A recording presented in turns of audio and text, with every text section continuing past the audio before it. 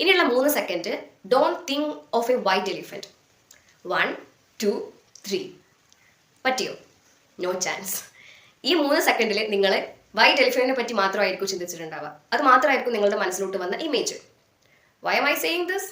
നമ്മുടെ പാസ്റ്റിലുണ്ടായ പല കാര്യങ്ങളും, it could be a love failure, it could be a job failure, loss of someone, അല്ലെങ്കിൽ ഒരു സാഡ് മൊമെന്റ്, അതിൽ നിന്ന് നമുക്ക് മൂവ് ഓൺ ആവണം. പക്ഷേ if you force yourself to let go of that thing, അല്ലെങ്കിൽ അതിൽ നിന്ന് മൂവ് ഓൺ ആവാൻ നിങ്ങളെ ഫോഴ്സ് ചെയ്യുകയാണെങ്കിൽ, അതിനെക്കുറിച്ച് മറക്കാൻ, അതിനെ ഓർക്കാണ്ടിരിക്കാൻ നിങ്ങൾ ഫോഴ്സ് ചെയ്യുകയാണെങ്കിൽ, you are actually gripping on to it even more tighter than before. നമ്മൾ പറയാറില്ലേ, നമ്മൾ ഒരു കാര്യത്തിനെ പറ്റിയിട്ട് എത്രത്തോളം മനസ്സിൽ നിന്ന് ഒഴിവാക്കാൻ ശ്രമിക്കുന്നോ അത്രത്തോളം അത് മനസ്സിനുള്ളിൽ ഇങ്ങനെ കിടക്കുന്നത്, അതിനോട് നമ്മൾ കൂടുതൽ അറ്റാച്ച്ഡ് ആവുന്നത്. It's true guys. So what can we do? Don't tell yourself to let go.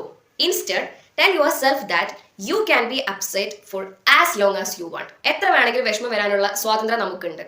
But stay there, don't go backward. ഭയങ്കര എൻഗേജിങ് ആയിട്ടുള്ള എക്സൈറ്റിംഗ് ആയിട്ടുള്ള ഒരു ലൈഫ് ബിൽഡ് ചെയ്താൽ ഓവർ ടൈം ഇത് നമ്മൾ ആ പാസ്റ്റിനെ കുറിച്ച് മറക്കും, അല്ലെങ്കിൽ നമ്മളെ തകർക്കും, നമ്മളെ ബ്രേക്ക് ചെയ്യുന്നൊക്കെ നമ്മൾ വിചാരിച്ച കാര്യങ്ങളൊക്കെ ഒരു ഡിസ്റ്റന്റ് മെമ്മറി ആയിട്ട് മാറും. Something you look back at and smile. That's it. What do you guys think?